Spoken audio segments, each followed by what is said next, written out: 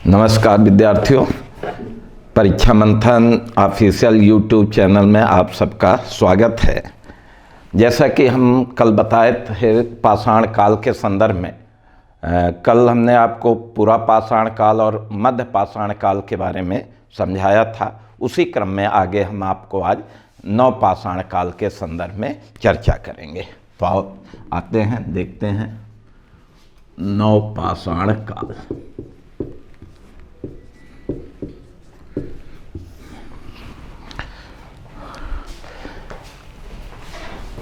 देखिए विद्यार्थियों, अगर आप मध्य पाषाण काल को अगर आप देखें तो मध्य पाषाण काल में मानव पशुपालन करना शुरू कर दिया था और कुछ जंगली अनाजों से भी परिचित हो गया था।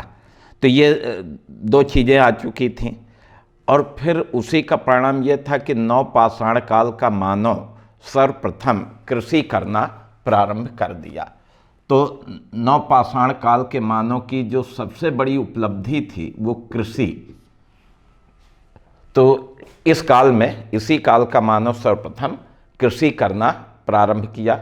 यानी यहाँ ये आप देखेंगे कि नव पाषाण काल से पहले का मानव खाद्य संग्राहक था, लेकिन अब मानव क्या बन रहा है? खाद्य उत्पादक बन रहा है। ये बहुत बड़ा परिवर्तन खाद्य संग्राहक से खाद्य उत्पादक बना। और आप देखेंगे कि कृषि नव पाषाण काल के मानव की देन है, जो आज हमारी अर्थव्यवस्था का प्राथमिक आधार है। तो कृषि इसी काल के मानव की देन है। अब कृषि से संबंधित तथ्यों को अगर आप देखें कि भारतीय उपमहाद्वीप में कृषि का प्राचीनतम प्रमाण कहाँ से मिलता है, तो पहली चीज़ तो आप ये देखेंगे कि कृषि का प्राचीनतम प्रमाण आप देखेंगे कि लहुरा देव, ठीक है, ये एक स्थल है। और लहुरा देव जो है ये उत्तर प्रदेश में संत कबीर नगर में स्थित एक पूरा स्थल है।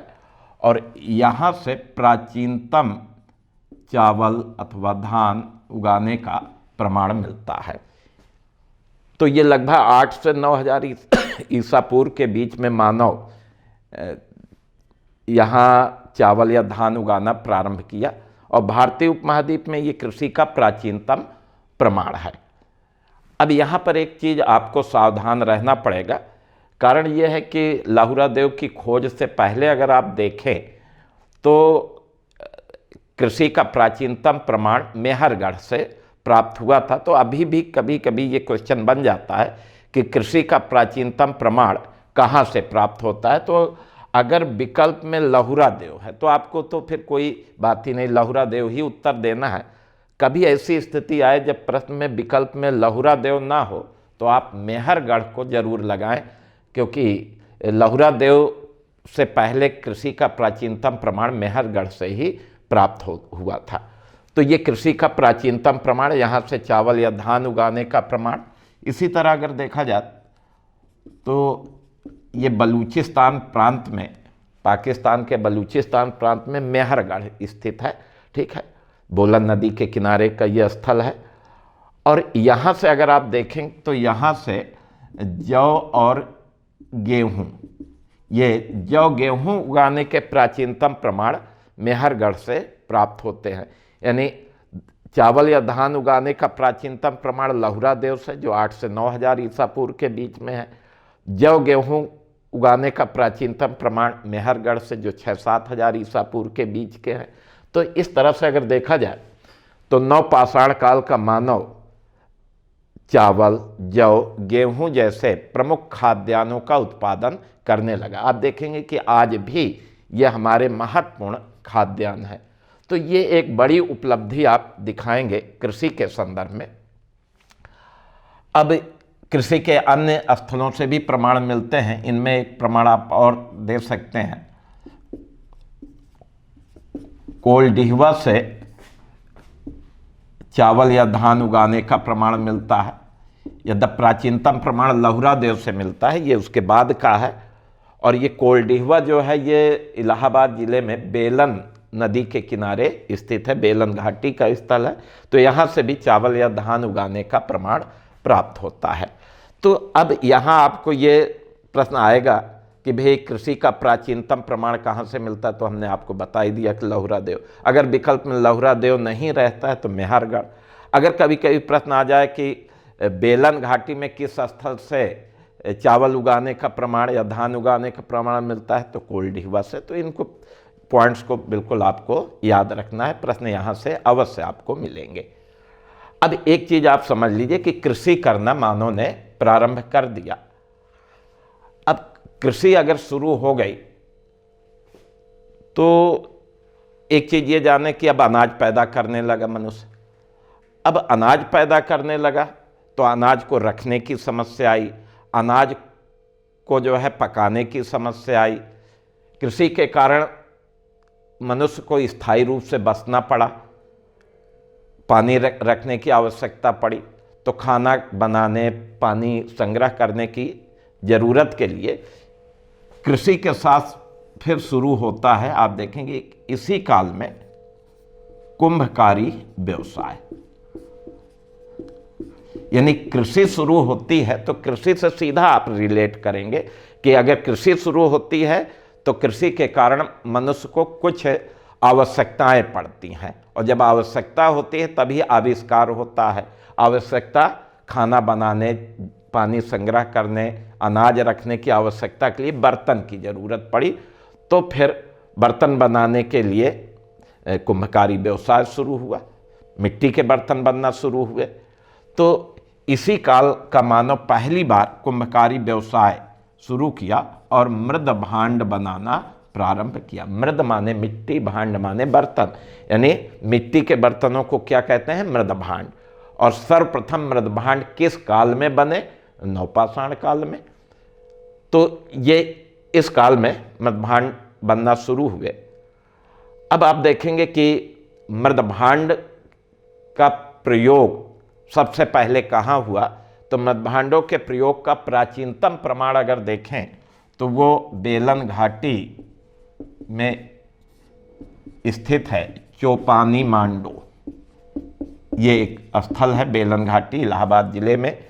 और आप सोचिए कि यहाँ से भारत ही नहीं, पूरे विश्व के प्राचीनतम मृद भांड यहीं से प्राप्त होते हैं। और यहाँ का मानव जो है मृद भांड बनाना शुरू किया। प्रारंभ में तो हाथ से ही मिट्टी के बर्तन बनाए जाते थे, लेकिन कालांतर में चाक से भी बनाना प्रारंभ हुआ। अब चाक का प्रयोग अगर देखा जाए तो मानव के प्रगति का अगला कदम था। जब मानव चाक का प्रयोग करना शुरू किया तो इसी चाक से आगे चल करके पहिए का भी आविष्कार हुआ। तो यहाँ मुख्य मुद्दा भी कुंभकारी व्यवसाय है, ठीक है। तो प्रारंभ में मृद भांडों का निर्माण हाथ से ही होता था, लेकिन आगे चल करके चाक से भी प्रयोग होने लगा। तो कृषि और कृषि के साथ एक और उपलब्धि मानव की जुड़ी, और वो थे मृद भांड बनाने का व्यवसाय, यानी कुंभकारी व्यवसाय। अब दूसरी चीज़ अगर देखा जाए तो कृषि शुरू होती है तो कृषि के साथ साथ आप देखेंगे कि अब कृषि उपकरणों की ज़रूरत पड़ी। भाई कैसे खेती की जाए, इसके लिए उपकरण चाहिए। अब उसके लिए उपकरण चाहिए तो उपकरण बनाने वाले वर्ग का विकास हुआ, तो बढ़ईगिरी व्यवसाय भी शुरू हो गया। अब कृषि शुरू होती है तो कृषि की आवश्यकता ये भी है, कृषि को उपकरण की ज़रूरत, और कृषि उपकरण बनाने वाला बढ़ईगिरी व्यवसाय। अब इस काल में आप देखेंगे कि कृषि के अनेक उपकरण बनने लगे, हत्थेदार कुल्हाड़ी बनने लगी, हंसिया बनने लगी, अन्य तमाम उपकरण बनने लगे। तो बढ़ईगिरी व्यवसाय भी इस काल में प्रारंभ हुआ। अब इसके साथ साथ अगर आप देखें तो कृषि, कुंभकारी व्यवसाय, बढ़ईगिरी। अब आप एक चीज़ और देखें तो कृषि के चलते जीवन में क्या आता है, स्थायित्व। क्योंकि कृषि करने के लिए मनुष्य को एक जगह बसना पड़ा, एक जगह रुकना पड़ा, तो बसने लगे, जीवन में स्थायित्व आ गया। और दूसरी चीज अगर देखा जाए तो कृषि ने सुनिश्चित खाद्यान्न व्यवस्था,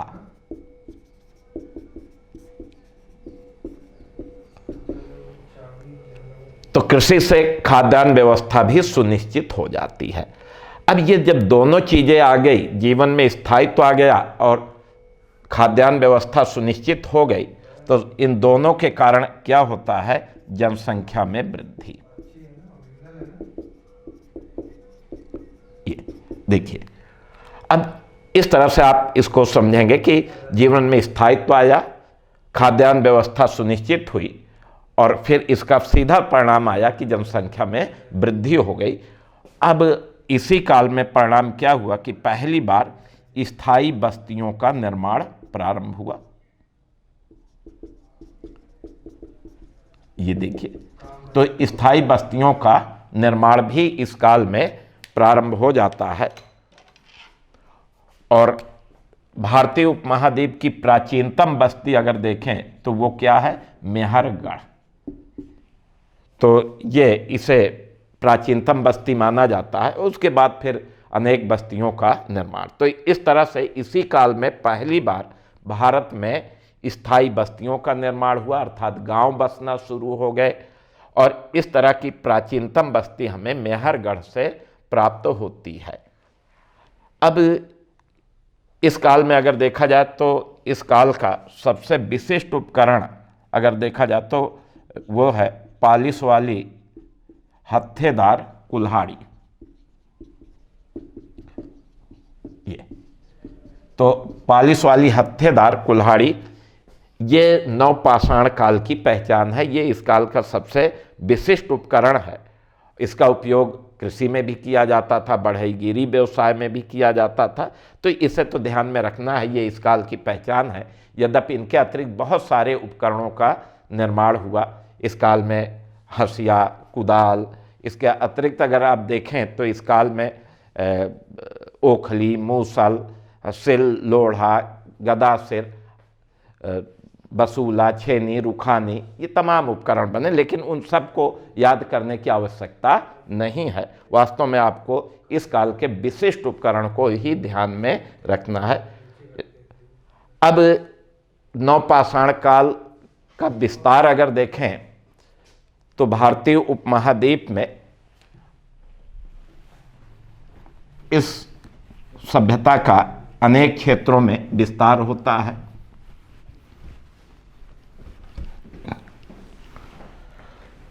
तो भारतीय उपमहाद्वीप में नवपाषाण कालीन सभ्यता अनेक क्षेत्रों में विकसित होती है।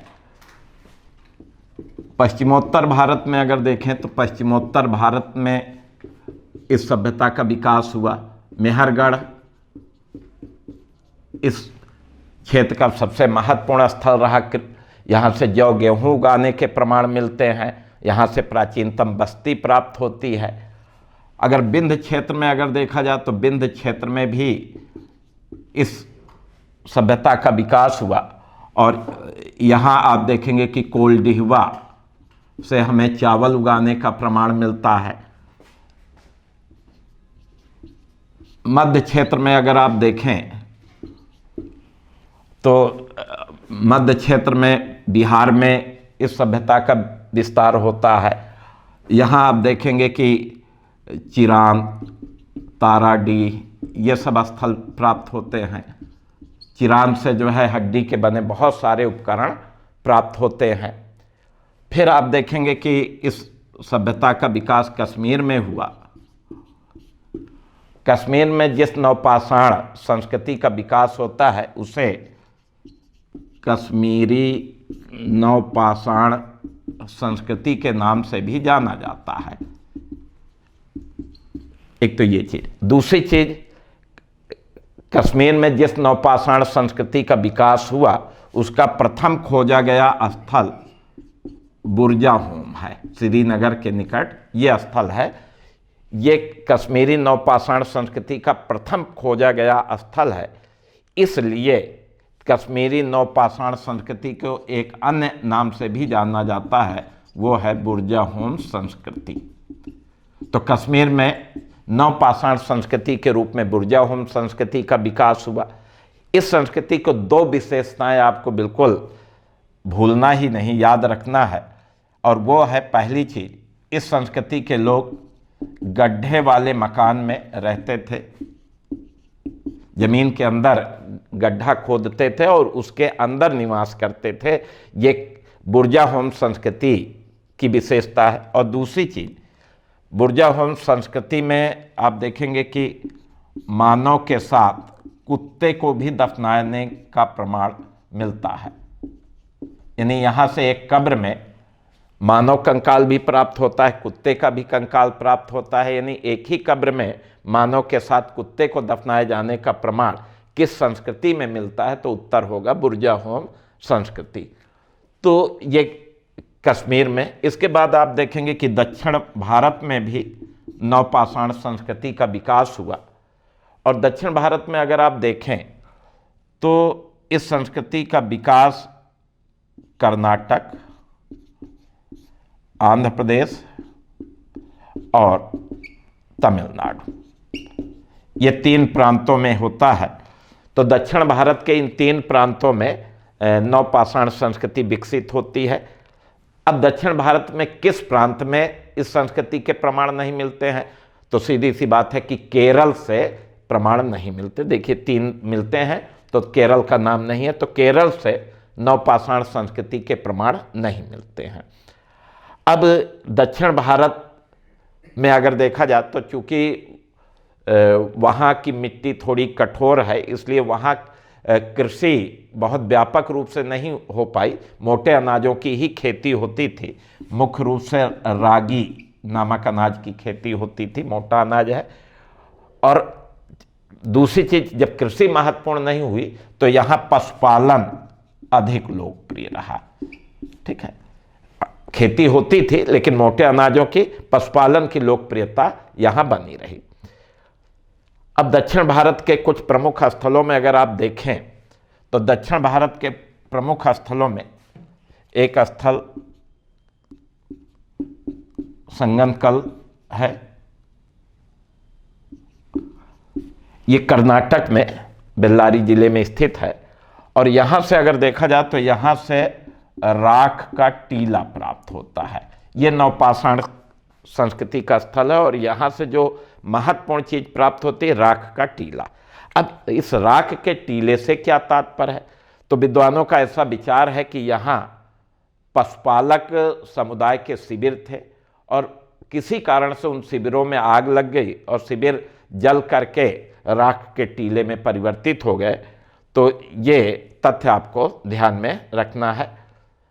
इसके बाद आप देखेंगे कि आंध्र प्रदेश में उतनूर नामक स्थान मिलता है और यहाँ से पशुबाड़ा के प्रमाण मिलते हैं, कैटल पेन यानी पशुबाड़ा। तो दक्षिण भारत में किस स्थान से पशुबाड़ा के प्रमाण मिले हैं, तो उत्तर देना होगा उतनूर। तो इसे भी आपको ध्यान में रखना है। दक्षिण भारत में अगर देखा जाए तो एक और महत्वपूर्ण चीज मिलती है कि यहाँ कुछ अपवादों को अगर छोड़ दें तो प्रायः लोग अपने मृतकों को घर के अंदर ही दफनाते थे, घर के अंदर, ठीक है, दफनाते थे। लेकिन इनमें एक स्थल है नागार्जुनी कोंडा, आंध्र प्रदेश में है। और यहाँ से अगर देखा जाए तो यहाँ से बस्ती से बाहर भी कब्रिस्तान मिला है। तो नागार्जुनी कोंडा में तो बस्ती से बाहर कब्रिस्तान बनाए थे, वहाँ लोग अपने मृतकों को दफनाते थे। लेकिन बाकी जो अन्य प्रमाण मिलते हैं वहाँ अगर आप देखें तो वहाँ लोग अपने घर के अंदर ही मृतकों को दफना देते थे। इस तरह की परंपरा दक्षिण भारत की नवपाषाण संस्कृति में प्राप्त होती है। अब नवपाषाण काल में जो कृषि हुई तो एक प्रश्न आता है कि मानव ने सर्वप्रथम किस अनाज की पैदावार की। यदि भारतीय उपमहाद्वीप के संदर्भ में प्राचीनतम प्रमाण चावल का मिलता है, लेकिन जहाँ तक मानव की बात है तो मानव ने सबसे पहले जौ का उत्पादन किया। और ऋग्वेद में भी अगर आप देखें तो ऋग्वेद में भी ये उल्लेख मिलता है कि मनुष्य ने सर्वप्रथम यौ का मतलब क्या होता है, यौ का उत्पादन किया। तो इस बात की पुष्टि ऋग्वेद से भी हो जाती है कि मनुष्य ने सबसे पहले जौ का उत्पादन किया। तो इस तरह से अगर आप देखें तो ये आपकी नवपाषाण कालीन संस्कृति थी। अब नवपाषाण काल से क्या क्या प्रश्न आ चुके हैं वो हम आपको बता देते हैं। सबसे पहले कि किस काल का मानव सबसे पहले कृषि करना शुरू किया, तो उत्तर क्या होगा, नवपाषाण काल। एक प्रश्न ये। दूसरी चीज, कृषि का प्राचीनतम प्रमाण कहाँ से प्राप्त हुआ। कई बार ये प्रश्न पूछा जा चुका है और कई बार विकल्प में आप देखेंगे कि लहुरा देव नहीं था तो मेहरगढ़ उत्तर विकल्प में था, और जब लहुरा देव था तो लहुरा देव उत्तर होगा। तो ये हमने आपको पहले ही समझा दिया कि विकल्प के अनुसार आपको उत्तर देना है। तो ये भी प्रश्न यहाँ से आ चुका है। इसके बाद आप देखेंगे कि इनमें से किस स्थान के लोग, किस नवपाषाण संस्कृति के लोग गड्ढे वाले मकान में रहते थे, उत्तर होगा बुर्जाहोम संस्कृति।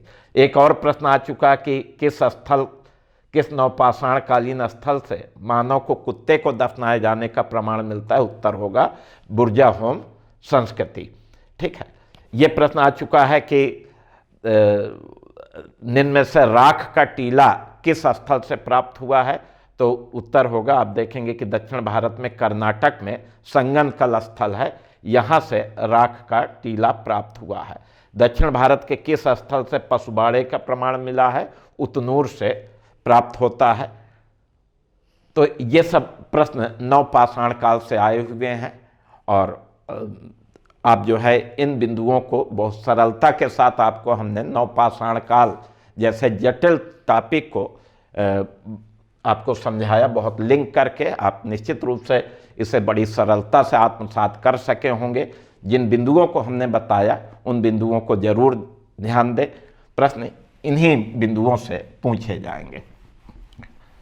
तो इस तरह से अगर आप देखें तो आपका ये पाषाण काल का टॉपिक, जिसके अंतर्गत हमने आपको पूरा पाषाण काल में निम्न पूरा पाषाण काल, मध्य पूरा पाषाण काल, उच्च पूरा पाषाण काल का विश्लेषण किया, फिर मध्य पाषाण काल का विश्लेषण, और ये आपने देखा नवपाषाण काल का विश्लेषण। इससे संबंधित प्रश्नों का भी हमने विवेचन किया कि कौन कौन से प्रश्न आ चुके हैं, किस तरह से आपको पढ़ना है।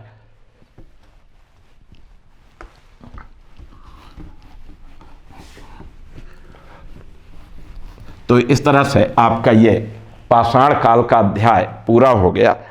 अब पाषाण काल के बाद अगर भारतीय इतिहास में देखें तो जो टॉपिक आता है वो है ताम्र पाषाण काल। ये है ताम्र पाषाण काल। अब इसी को कैल्कोलिथिक एज के नाम से जाना जाता है। ठीक है। तो ताम्रपाषाण काल या कैल्कोलिथिक एज। ठीक। अभी ताम्रपाषाण काल से क्या तात्पर्य, पहले तो आपको परिभाषा जाननी पड़ेगी, इसका मतलब जानना पड़ेगा कि ये क्या है। तो अभी हमने आपको बताया कि सर्वप्रथम मानव उपकरण बनाने के लिए पत्थर का ही प्रयोग किया, इसलिए उस काल को पाषाण काल कहा गया। लेकिन आगे चल करके अगर देखें तो मनुष्य पत्थर का तो प्रयोग कर ही रहा था, पत्थर के उपकरण तो बना ही रहा था, लेकिन पत्थर के साथ साथ अगर देखा जाए तो मनुष्य पत्थर के साथ तांबे के उपकरण बनाना भी प्रारंभ किया। आप ये जान लें कि मनुष्य ने सबसे पहले तांबे की धातु का ही प्रयोग किया, यानी धातुओं में सर्वप्रथम किस धातु का प्रयोग मानव ने किया था, तांबा का। तो जिस काल का मानव पत्थर के उपकरण के साथ साथ तांबे के उपकरण बनाना प्रारंभ किया, तो उसी काल को हम ताम्रपाषाण काल या कैल्कोलिथिक एज के नाम से जानते हैं। तो ये तो रही बात ताम्रपाषाण काल का तात्पर्य क्या है, परिभाषा क्या है। अब ताम्रपाषाण काल की विशेषताएं क्या थी, ये अगर आप देखें तो पहली चीज तो ये है कि भाई इस काल में पत्थर के भी उपकरण मिलेंगे, साथ में तांबे के भी उपकरण मिलेंगे। दूसरी विशेषता ये रही कि ताम्रपाषाण कालीन जो संस्कृतियां हैं वो ग्रामीण संस्कृतियां हैं। यानी अभी भी अगर आप देखें तो संस्कृति का स्वरूप ग्रामीण है, यानी अभी भी नगरीय संस्कृति का विकास नहीं हुआ। जितने भी ताम्रपाषाणिक संस्कृतियां मिलती हैं वो सभी क्या हैं, वो सभी का स्वरूप ग्रामीण है। तो एक तो ये महत्वपूर्ण बात। इसके अतिरिक्त अगर देखा जाए तो ताम्रपाषाणिक संस्कृति के लोगों का मुख्य व्यवसाय अगर देखें तो मुख्य व्यवसाय क्या है? कृषि, पशुपालन। तो मुख्यतः अगर देखा जाए तो ये कृषि पशुपालन करते हैं, लेकिन कृषि पशुपालन के साथ साथ इस काल में कुछ शिल्पों का भी विकास हो चुका था। अब आप देखेंगे कि पत्थर से उपकरण बनने लगे, हड्डी से उपकरण बनने लगे, तांबे के तमाम प्रकार के उपकरण बनने लगे। तो सीधी सी बात है कि अब शिल्प का भी विकास होगा और मृदभांड पहले से बनते चले आ रहे हैं, मृदभांड का भी विकास हुआ, कुंभकारी व्यवसाय का, बढ़ईगिरी व्यवसाय का। तो कृषि पशुपालन के साथ साथ अनेक शिल्पों का भी इस काल में विकास हुआ था। प्रायः इस काल में अगर देखा जाए तो इस काल का मानव चाक द्वारा निर्मित मृदभांडों का प्रयोग करता था और अलग अलग ताम्रपाषाणिक संस्कृतियों में अलग अलग प्रकार के मृदभांडों का प्रयोग किया जाता था। तो चाक निर्मित मृदभांड का भी प्रयोग किया जाता था। तो और फिर आप देखेंगे कि प्रत्येक ताम्रपाषाणिक संस्कृति के अलग अलग मृदभांड परंपरा है। तो 3-4 आपको मोटी मोटी विशेषताएं याद रखना पड़ेगा ताम्रपाषाण काल के संदर्भ में, कि इस संस्कृति में पत्थर के साथ तांबे के उपकरण, सभी ताम्रपाषाणिक संस्कृतियां ग्रामीण संस्कृतियां हैं, सभी का व्यवसाय कृषि पशुपालन है, यद्यपि कुछ शिल्प व्यवसाय भी प्रचलित रहे, और सभी संस्कृतियों में चाक निर्मित मृदभांडों का प्रयोग किया जाता था। और अब ताम्रपाषाणिक संस्कृतियों के विस्तार के संदर्भ में अगर देखें तो वास्तव में ताम्रपाषाणिक संस्कृतियों को 2 भागों में बांटा गया है। नंबर 1 पूर्व सैंधव ताम्र पाषाणिक संस्कृतियां, एक तो ये है। आप देखेंगे कि लगभग 4000 ईसा पूर्व से लेकर के और 2500 ईसा पूर्व के बीच में जिन ताम्रपाषाणिक संस्कृतियों का विकास हुआ उसे हम पूर्व सैंधव ताम्रपाषाणिक संस्कृतियों के नाम से जानते हैं। तो एक तो ये है, ये वास्तव में सिंधु सभ्यता या हड़प्पा सभ्यता से पहले जिन ताम्रपाषाणिक संस्कृतियों का विकास हुआ उसी को हम पूर्व सैंधव ताम्रपाषाणिक संस्कृतियां कहते हैं। और दूसरा अगर देखा जाए तो वो क्या है, उत्तर सैंधव ताम्रपाषाणिक संस्कृतियां।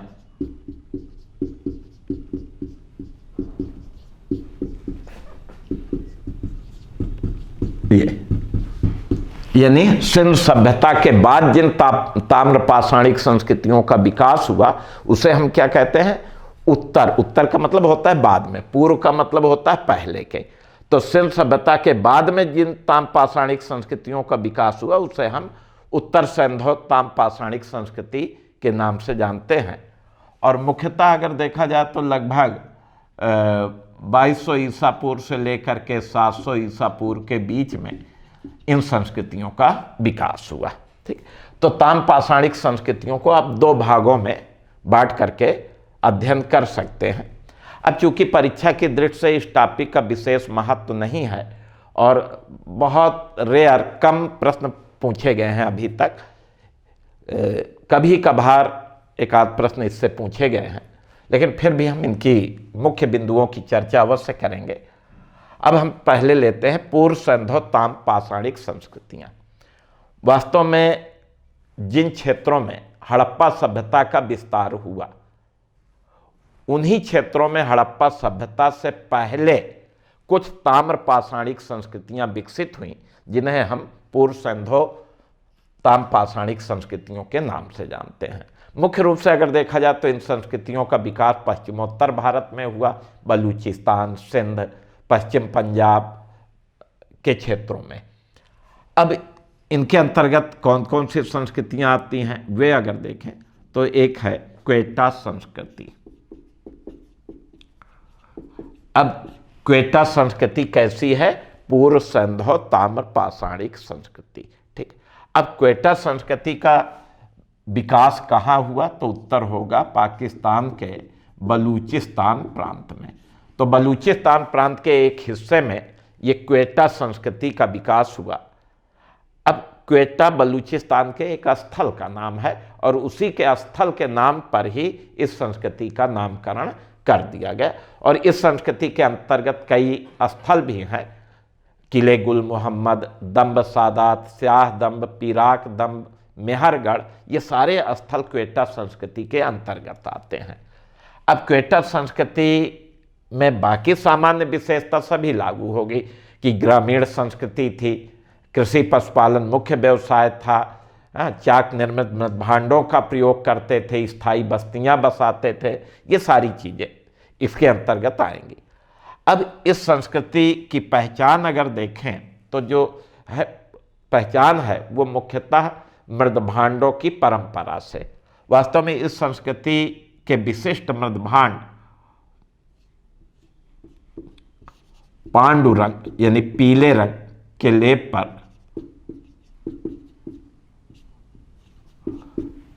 काले रंग से चित्रण,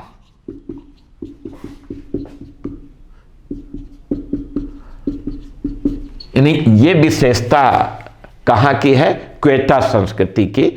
यहाँ पीले रंग का पहले लेप लगाएंगे और उसके ऊपर काले रंग से चित्र बनाया जाता है। ये विशिष्टता है और यही इसकी पहचान है। बाकी यहाँ से पत्थर के उपकरण, तांबे के उपकरण प्राप्त होते हैं, मिट्टी के बने मकान प्राप्त होते हैं, मिट्टी की मूर्तियाँ प्राप्त होती हैं। लेकिन उन सब में आपको जो ध्यान में रखना है दो बातें कि क्वेटा संस्कृति का विकास कहाँ होता है? उत्तर होगा बलूचिस्तान। और यहाँ के विशिष्ट मृदभांड निम्न में से कौन है? तो उत्तर होगा पीले रंग के या पांडु रंग के लेप पर काले रंग से चित्रण। अब दूसरी पूर्व सिंधु संस्कृति अगर देखें तो वो कुल्ली संस्कृति है। ये अब कुल्ली संस्कृति का विकास अगर आप देखें तो कुल्ली संस्कृति का विकास भी पाकिस्तान के बलूचिस्तान प्रांत में हुआ। क्योंकि बलूचिस्तान एक बड़े क्षेत्र में फैला प्रांत है तो अलग अलग क्षेत्रों में अलग अलग संस्कृतियां विकसित हुई, इसलिए बलूचिस्तान में अनेक संस्कृतियों का विकास हुआ था। तो कुल्ली संस्कृति का विकास भी कहाँ हुआ? बलूचिस्तान में हुआ। ठीक है। अब इसके अंतर्गत मेही, रोजी, ये कुछ महत्वपूर्ण स्थल भी हैं। यानी कुल्ली संस्कृति से जुड़े हुए ये दो अन्य स्थल है, एक मेही है, दूसरा रोजी है। अब महत्वपूर्ण बात यह है कि कुल्ली संस्कृति के विशिष्ट मृदभांड क्या थे? तो कुल्ली संस्कृति के लोग भी पांडु रंग के लेप पर, पीले रंग के लेप पर काले एवं लाल रंग से चित्रण करते थे। तो यहां देखिए थोड़ा सा परिवर्तन आ गया। क्वेटा संस्कृति में पीले रंग के लेप पर केवल काले रंग से चित्रण हुआ। यहां भी लेप पीले रंग है लेकिन काले रंग से और लाल रंग, एक रंग और बढ़ा दिया गया। तो ये कुल्ली संस्कृति की पहचान बन गई। ये यहाँ के विशिष्ट मृदभांड हो गए। तो एक तो ये आपको, दूसरी चीज अगर देखा जाए तो कुल्ली संस्कृति की एक और विशेषता मिलती है, यहाँ बहुत ही अलंकृत नारी मृण मूर्तियां प्राप्त होती हैं। किस पूर्व सिंधु संस्कृति में अलंकृत सज धज के साथ नारी मूर्तियों का निर्माण हुआ है? तो उत्तर होगा कुल्ली संस्कृति। तो अलंकृत नारी मृण मूर्तियां यहाँ से प्राप्त होती हैं। ये भी इस संस्कृति की विशिष्टता है। इसके अतिरिक्त अगर देखा जाए तो मेही नामक स्थान से यहाँ से तांबे का बना एक दर्पण, आईना, ये प्राप्त होता है, मिरर। तो ये भी एक महत्वपूर्ण कि हत्थेदार दर्पण, तांबे का बना हत्थेदार दर्पण कहाँ से मिलता है? मेही से। बाकी अन्य सारी सामान्य विशेषताएं यहाँ भी लागू होती हैं। यहाँ के लोग मुख्यतः पत्थर और कच्ची ईंट से निर्मित मकानों में रहते थे, अपने मृतकों को दफनाते भी थे, जलाते भी थे, कृषि करते थे, पशुपालन करते थे, ये सब इनके मुख्य व्यवसाय थे। अब इसके बाद अगर देखें क्वेटा संस्कृति, कुल्ली संस्कृति, एक संस्कृति और विकसित हुई, नाल आमरी संस्कृति।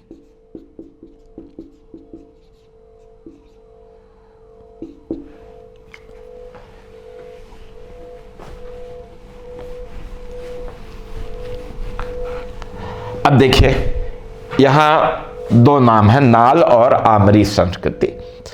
अब नाल आमरी संस्कृति यद्यपि दो अलग अलग संस्कृतियां हैं, लेकिन संयुक्त रूप से इसका अध्ययन किया जाता है। उसका रीजन में मैं बताऊंगा ऐसा क्यों। पहली चीज तो यह देखें कि यह संस्कृति पाकिस्तान के बलूचिस्तान एवं सिंध प्रांत में विकसित हुई। इसमें जो नाल है ये बलूचिस्तान में है और आमरी जो है वो सिंध में है। ठीक है, तो नाल आमरी संस्कृति, नाल नामक स्थल बलूचिस्तान में, आमरी कहाँ है? सिंध में है। अब चूंकि दोनों स्थानों से प्राप्त मृदभांड और अन्य वस्तुओं में समानता है और दोनों स्थानों से प्राप्त वस्तुओं में समानता होने के कारण विद्वानों ने इसे संयुक्त नाम से संबोधित किया। एक संयुक्त नाम दे दिया कि अलग अलग पढ़ने की आवश्यकता नहीं, दोनों जगह से एक तरह की चीज़ें मिलती हैं तो एक ही संस्कृति है। अब नाल आमरी संस्कृति के विशिष्ट मृदभांड क्या हैं? तो आप देखेंगे कि यहाँ भी पांडु रंग के लेप पर, पीले रंग के लेप पर बहुरंगी अलंकरण, ये विशेषता है। यानी यहाँ के जो मृदभांड यानी मिट्टी के बर्तन बनाए जाते थे उसमें पहले ऊपर से पीले रंग का पूरा बेस यानी लेप लगा दिया गया, उसके बाद फिर बहुरंगी का मतलब है कि मल्टी कलर, यानी अनेक रंगों से इसमें चित्रण किया जाता है। तो पीले रंग के लेप पर बहुरंगी अलंकरण किस संस्कृति की विशेषता है? तो उत्तर देंगे नाल आमरी संस्कृति की विशेषता है। ठीक है, इस संस्कृति में एक और महत्वपूर्ण बात यह है कि नाल से एक सेलखड़ी पत्थर से निर्मित मुहर या मुद्रा प्राप्त हुई है और इस पे बहुत सुंदर चित्रण किया गया है। यह उस काल की कला का भी प्रदर्शन है। अभी इसमें क्या चित्रण है वो आपको बताएं तो नाल से प्राप्त सेलखड़ी की मुहर में पंजे में सर्प दबाए हुए एक गरुड़ का चित्र मिलता है, बहुत अद्भुत है। तो पंजे में सर्प दबाए हुए गरुड़ का चित्र किस पूर्व सिंधु संस्कृति के स्थल से मिलता है? नाल से। तो ये बाकी सामान्य विशेषताएं यहाँ भी लागू होंगी। इसके बाद फिर आप देखेंगे कि झोब संस्कृति का विकास हुआ।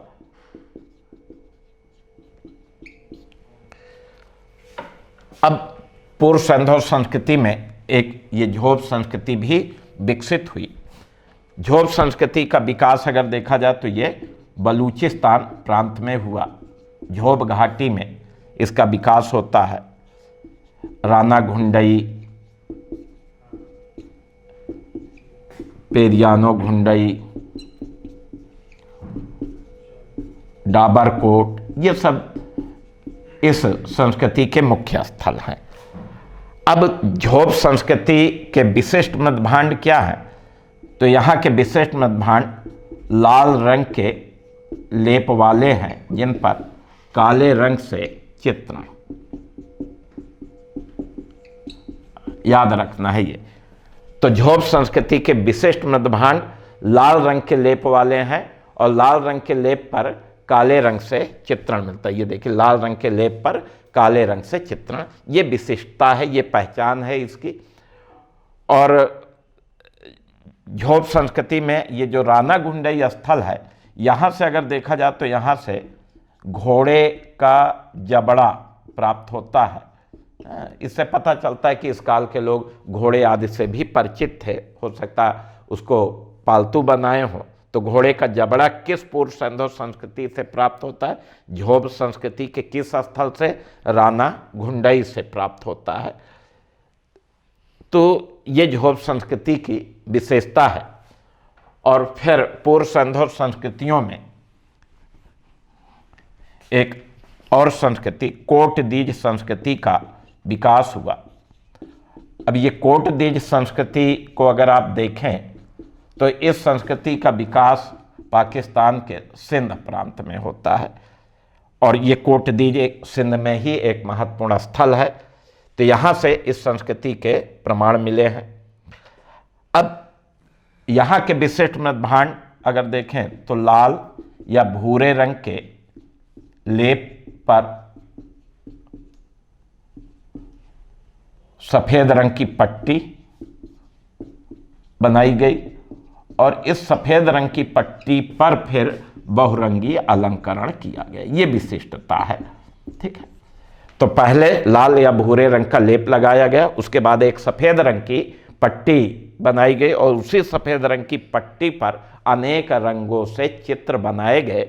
ये पहचान है कोटदीज संस्कृति की। कोटदीज बस्ती से अगर देखा जाए तो इस बस्ती के चारों तरफ एक ऊंची रक्षा प्राचीर के भी प्रमाण मिलते हैं। तो किस पूर्व सिंधु संस्कृति से बस्ती को चारों तरफ से एक ऊंची दीवार से घेरा गया, ऊंची रक्षा प्राचीर से घेरा गया? तो उत्तर होगा कोटदीज की बस्ती। तो यहां से इस तरह के भी प्रमाण, संभवतः किसी भीषण अग्निकांड से इस बस्ती का विनाश हुआ था। तो इस तरह से हम देखते हैं कि ये पूर्व सिंधु ताम्रपाषाणिक संस्कृतियों में जो महत्वपूर्ण संस्कृतियां थीं, क्वेटा, कुल्ली, नाल, आमरी, झोब, कोटदीज, इनको आप ध्यान रखिए। दो बातें ध्यान रखना है। पहली बात क्या है कि इन संस्कृतियों का विकास वर्तमान में कहाँ हुआ है, किस देश में, किस प्रांत में। और दूसरी चीज, प्रत्येक ताम्रपाषाणिक संस्कृति की अपनी विशेष मृद्भांड परंपरा है। तो किस संस्कृति के कैसे मृद्भांड थे, ये भी आपको याद रखना है। इससे सुमेल करने के लिए प्रश्न आ सकते हैं, ठीक है। तो इनको आपको इस तरह से ध्यान में रखना है। इससे बहुत कम प्रश्न पूछे गए हैं, लेकिन आप इससे ध्यान रखेंगे, कभी पूछा जाता है प्रश्न तो आप आराम से इन प्रश्नों को उत्तर दे सकते हैं। अब हम आप आते हैं उत्तर सिंधु ताम्रपाषाणिक संस्कृतियां, यानी सिंधु सभ्यता के बाद जिन ताम्रपाषाणिक संस्कृतियों का विकास हुआ उसे हम क्या नाम देते हैं? उत्तर सिंधु ताम्रपाषाणिक संस्कृतियां। मुख्य रूप से अगर देखा जाए तो मध्य भारत, राजस्थान, महाराष्ट्र में इन संस्कृतियों का विकास हुआ। अब इन संस्कृतियों में अगर देखा जाए तो सबसे पहले कायथा संस्कृति, इसका नाम आता है। अब कायथा संस्कृति का विकास अगर देखा जाए तो वर्तमान में मध्य प्रदेश में नर्मदा घाटी में, देखिए कोई ताम्रपाषाणिक संस्कृतियां हैं किस क्षेत्र में विकसित होती हैं, आप इसे बिल्कुल याद रखिए। प्रश्न अगर आता है तो सबसे पहले यहीं से आएगा। तो कायथा संस्कृति का विकास मध्य प्रदेश में नर्मदा घाटी में हुआ, और इस क्षेत्र में पहला खोजा गया स्थल कायथा है, इसलिए इसका नाम कायथा संस्कृति रख दिया गया। अब कायथा संस्कृति के विशिष्ट मृद्भांड अगर आप देखें तो ये लाल या भूरे रंग के लेप वाले हैं, और इन पर बैगनी रंग से चित्रण किया गया। देखिए, तो कायथा संस्कृति के विशिष्ट मृद्भांड कौन है? लाल या भूरे रंग के लेप वाले हैं, बैगनी रंग से चित्रण किया गया है। बाकी सामान्य विशेषता ग्रामीण संस्कृति थी, कृषि पशुपालन मुख्य व्यवसाय था। यहाँ पत्थर के उपकरणों के साथ साथ तांबे के उपकरण प्राप्त होते हैं, ठीक है। तो कायथा संस्कृति के लोग मध्य प्रदेश के पहले लोग थे जो मकान बनाकर रहना शुरू किए थे। यानी मध्य प्रदेश में इस संस्कृति से पहले के लोग मकान बना के नहीं रहते थे, अगर रहते थे तो कोई प्राकृतिक गुफाओं आदि में रहा करते थे, ठीक है। अब इसी तरह आप देखेंगे कि आहार संस्कृति का विकास हुआ, आहार संस्कृति। अब आहार संस्कृति का विकास राजस्थान में बनास घाटी में हुआ। तो आहार संस्कृति भारत के किस प्रांत में विकसित होती है? राजस्थान में। किस नदी के आसपास? बनास घाटी, बनास नदी के आसपास के क्षेत्र में इस संस्कृति का विकास होता है। अब चूंकि बनास घाटी में पहला खोजा गया स्थल आहार है, इसलिए विद्वानों ने इसका नाम आहार संस्कृति रख दिया। ठीक है। अब आहार का प्राचीन नाम ताम्रवती मिलता है, तांबे वाली जगह। ये प्रश्न आ चुका है कि इनमें से किसका प्राचीन नाम ताम्रवती मिलता है? तो आहार का प्राचीन नाम ताम्रवती मिलता है। अब आहार संस्कृति के अन्य स्थलों में गिलुंध एवं बालाथल हैं। ये इस संस्कृति से जुड़े हुए अन्य स्थल हैं। यहाँ की विशिष्टता अगर देखें तो यहाँ के विशिष्ट मृद्भांड लाल एवं काले रंग के लेप वाले हैं और इन पर सफेद रंग से चित्रण।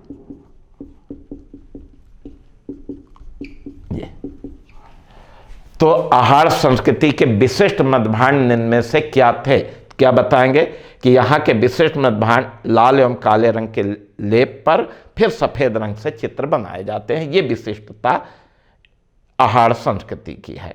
बाकी अन्य सारी विशेषताएं जो हमने बताई वो यहाँ भी लागू होंगी।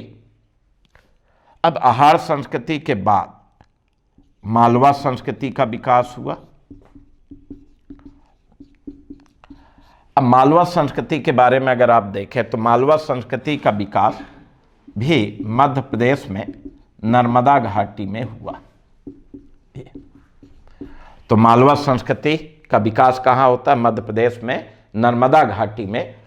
और इस संस्कृति के मुख्य स्थल में नवदा टोली एवं महेश्वर हैं।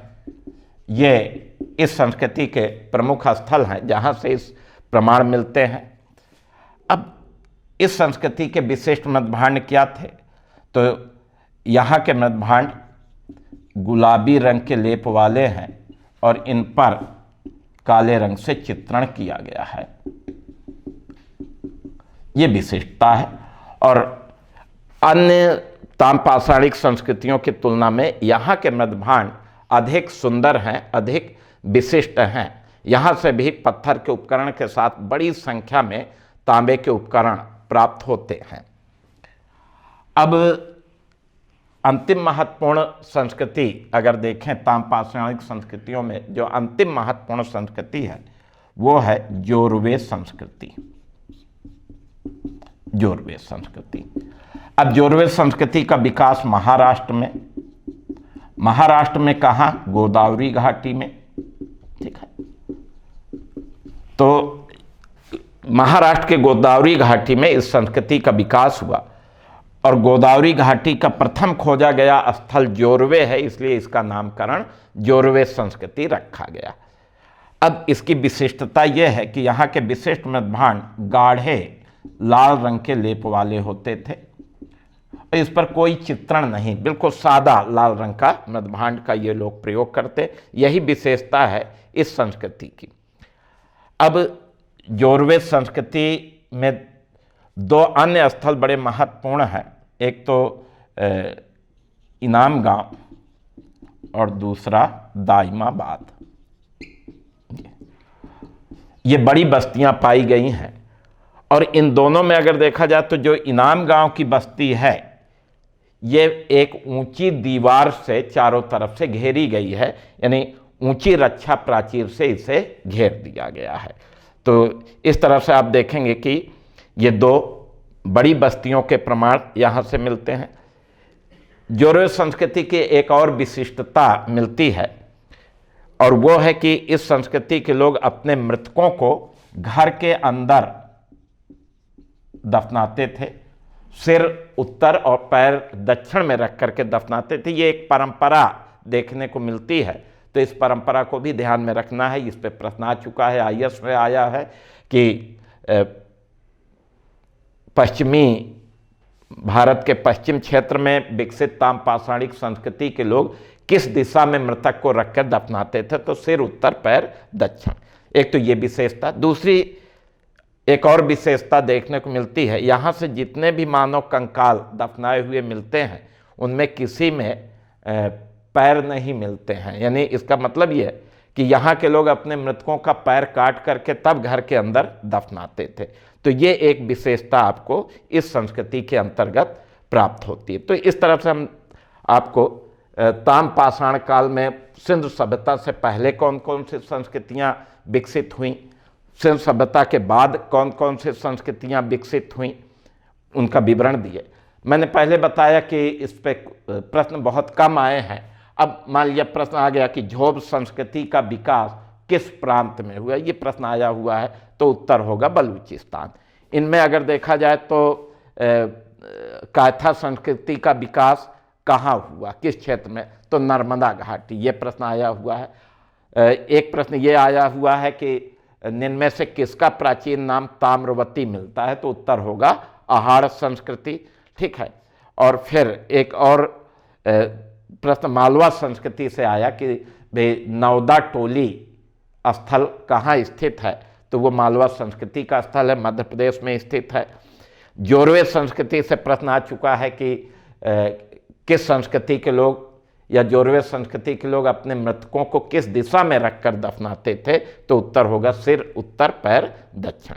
तो इस तरह के प्रश्न इस टॉपिक से आ चुके हैं और इनको आप जो चीज़ें बताई गई हैं इनको ध्यान में रखेंगे, निश्चित रूप से ये प्रश्न मिल जाएंगे। ठीक है। तो आज का टॉपिक हम यहीं समाप्त कर रहे हैं और कल हम एक नया अध्याय के साथ यानी हड़प्पा सभ्यता के साथ आपके सामने उपस्थित होंगे। बहुत बहुत धन्यवाद।